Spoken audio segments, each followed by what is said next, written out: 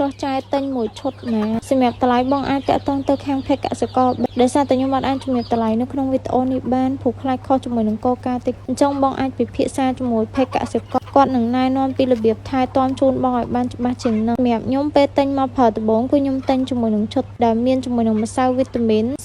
ននេះគឺជួយឲ្យត្រជាក់ក្នុងជួយឲ្យមាន់ឆាប់ធំលឿននិងស៊ីគុណ2គុណ3មកនឹងក៏មានជាមួយនឹងថ្នាំបតក់សម្រាប់ថ្នាំបតក់នេះគឺជួយទប់ស្កាត់ជំងឺដូចជាសម្កុករួនកផ្ដា